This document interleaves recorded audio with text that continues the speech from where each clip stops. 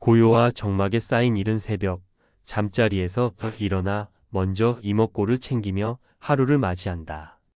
오늘은 새해 들어 처음으로 인사동선원 일요일 공부 모임이 있는 날.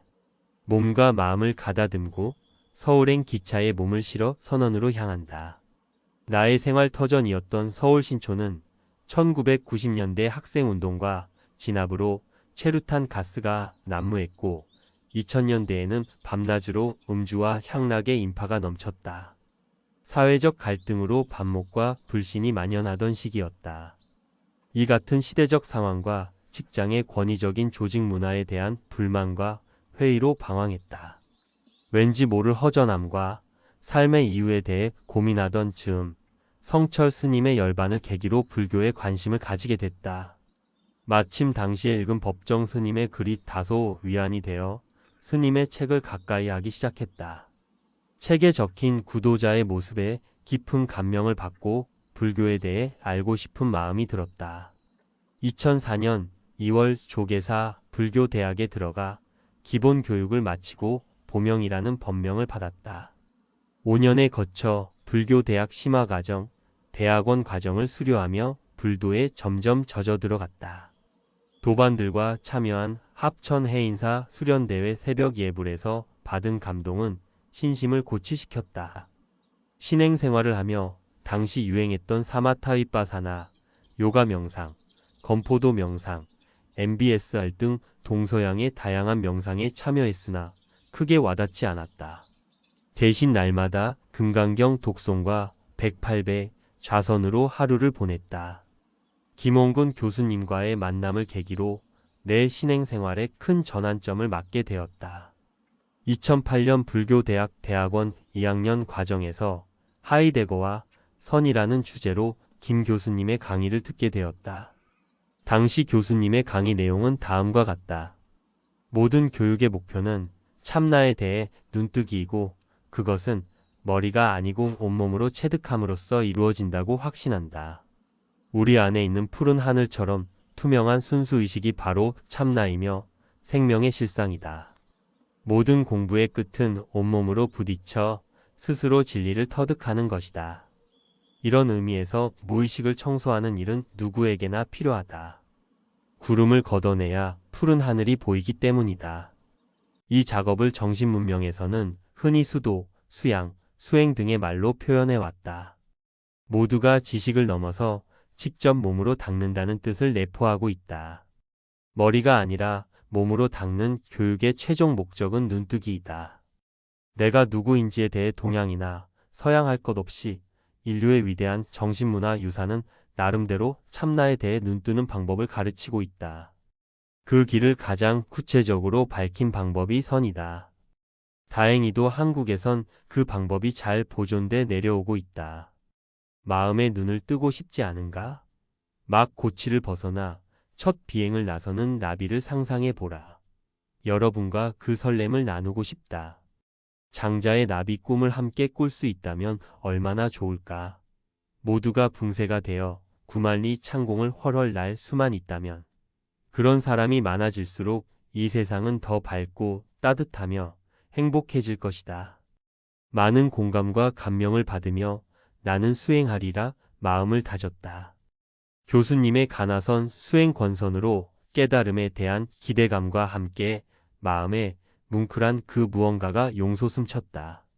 대학원 과정을 마치자마자 여의도에 있는 참선 공부 모임에 동참했고 2달 후 강원도 춘천 시골의 작은 암자에서 가나선 집중 수행 일정에 참여했다.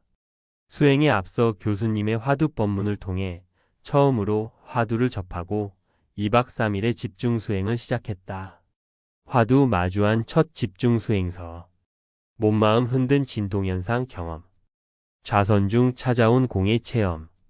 비로소 공부 시작 조언도. 여러분 저 보이십니까? 네.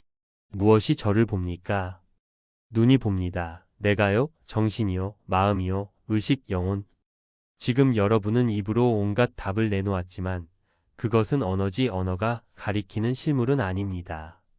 여러분의 답은 모두 관념일 뿐 실제가 아니라는 사실을 인지하면 여러분의 말문이 막힙니다. 말문이 막힘에도 여전히 보는 것은 있지요. 그것이 무엇입니까? 여러분은 이 질문에 답하셔야 합니다. 답을 찾다 보면 가슴이 답답하고 갑갑해질 것입니다. 어찌할 수 없는 상황에 부딪히면 포기하고 싶겠지만 여러분은 오직 답을 찾는 데 집중해야 합니다. 2박 3일 동안 진행된 집중 수행의 첫날은 아무런 변화 없이 지나갔다. 둘째 날 오후부터 몸에서 작은 진동이 시작됐고 그 진동이 멈추자 차츰 목구멍에 가시가 걸린 듯한 답답함이 생기며 숨이 막혀 죽을 것 같은 상태가 이어졌다. 이러다 죽는 것 아닌가 하는 두려움에 멈추고 싶은 마음이 들었으나 자성의 주인공은 죽지 않는다는 김홍근 교수님의 말씀이 떠올라 버틸 수 있었다. 목의 답답함이 풀리는가 싶더니 진동이 다시 시작됐고 점차 그 강도가 심해지더니 더욱 거세게 요동쳤다. 마치 설원에서 스키를 타듯 팔과 엉덩이가 들썩거리는 현상이 오랫동안 지속됐다. 내 의지와 상관없는 몸의 움직임 속에서도 정신은 또렷했다. 어느 정도 시간이 지나자 어깨에 있던 무거운 짐이 떨어져 나가듯 갑자기 힘이 빠졌다. 몸과 마음이 새의 깃털처럼 가벼워지고 가슴의 답답함이 사라지자 온몸이 무너지듯 나도 모르게 스르르 잠이 들었다. 한참을 지나 눈을 뜨고 밖으로 나오니 청량한 공기의 상쾌함에 기분이 좋아졌다. 주변 나무들과 오가는 새들의 안부 인사, 초롱초롱 빛나는 하늘의 별들이 주는 황홀감, 늘 보던 풍경이지만 난생 처음 느껴보는 아름다운 광경으로 다가왔다. 이후 춘천에서 겪은 진동 현상은 좌선할 때마다 반복되더니 2달 뒤에 사라졌다. 마음 한편에는 여전히 풀리지 않은 의심이 남아 있었으나 공부에 대한 믿음은 이전보다 더욱 굳건해져 갔다. 법회에 적극적으로 참석하며 김 교수님의 법문을 열심히 들었고 도반들과 함께 근현대 고승들의 수행 정신이 살아있는 문경 김용사와 대승사 묘저감을 참배하며 정진의 끈 또한 놓지 않았다. 2010년 12월 25일 새벽 좌선 중 화장실 문이 꽝하고 닫히는 소리에 마음이 문득 텅 비는 체험을 했다. 이는 마음을 억지로 조작한 결과가 아니라 단지 그러한 체험이 의도치 않게 저절로 일어난 것이다. 정막 속에서 의식이 또렷이 깨어있는 상황이 오래 유지되었고 몸과 마음은 편안하기 그지없었다. 그날 이후로 오랫동안 밤에 잠들지 못했으나 의식은 생생했고 밤을 치새워도 피곤함을 느끼지 않았다. 아침과 저녁마다 연세대와 안산을 산책하며 자연과 교감하는 시간이 많아졌다. 그런 나날의 일상이 무척이나 좋았다. 그러나 마음 한편에는 가시지 않는 찝찝함이 자리 잡았고 아직은 이 자리가 익숙하지 않다 보니 예기치 못한 역경계에 부딪혔을 때 의연하게 대처하는데 어려움을 겪었다. 이런 나의 모습을 보고 교수님은 지금까지의 공부는 발심을 굳건히 다지는 단계였다고 말했다. 소를 찾았으면 이제부터 오랫동안 그 소를 길들이는 것이 남은 공부라며 마음의 빗장문이 열렸으니 진이를 들고 더욱 정진하라고 다독였다. 무거운 번뇌에도 초연해져 가나서는 화두를 들고 의심하여 그것을 타파하고 나아가 도노의 힘으로 공부를 지속해 나가는 수행이다. 선지식은 공안을 제시하여 믿음으로 수행길에 들어서니로 하여금 화두 의심을 일으키도록 이끌어준다. 그렇게 잡들어진 활구의심을 통해 각자의 시절 인연에 따라 화두 의심이 타파되면 마침내 마음의 눈이 열리게 된다. 즉 깨닫는 것이다. 깨닫기 전 궁금하여 알려고 하는 단계에서는 스승이 입었고? 라고 물으며 제자에게 화두를 걸어준다. 이 과정에서 수행자는 자연스럽게 화두를 풀려고 애쓰며 의심을 품기 시작한다. 시간이 지나면 화두에 대한 의심이 점차 익어가며 임시 의심의 상태에 들어선다. 그러다 깨달음이 찾아오면 스스로는 분명히 알지만 말로 표현할 수 없어 꿀먹은 벙어리처럼 이 먹고 상태가 된다. 이러한 깨달음의 자각을 놓치지 않기 위해 수행자는 스스로 진짜 의심으로써 이 먹고를 반복하며 마치 목동이 소를 기르듯 수행을 이어간다. 김홍근 교수님께서는 수행 과정에서 의식을 확장할 수 있도록 허공을 마주하는 탁 트인 장소에서 많은 시간을 보내라고 당부하셨다. 이에 나는 제천의 오지인 백운면 에럴리 진소마을에 작은 수행 공간을 마련했다.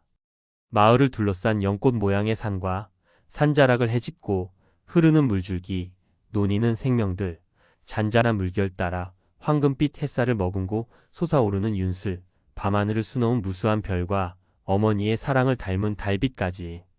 그곳에서 아미타 부처님의 무정설법을 들으며 행복한 시간을 보낼 수 있었다. 수행이 깊어지며 불경과 조사오록의 가르침이 더욱 실감나게 다가왔다. 반야심경의 색수상행식이 공안도리, 금강경의 운하항 복기심 응무소주, 육조에는 선사의 어찌 자성이 본래 스스로 청정함을 알았으며 어찌 자성이 본래 동요가 없음을 알았으며 어찌 자성이 능히 만법을 nem을 알았겠습니까?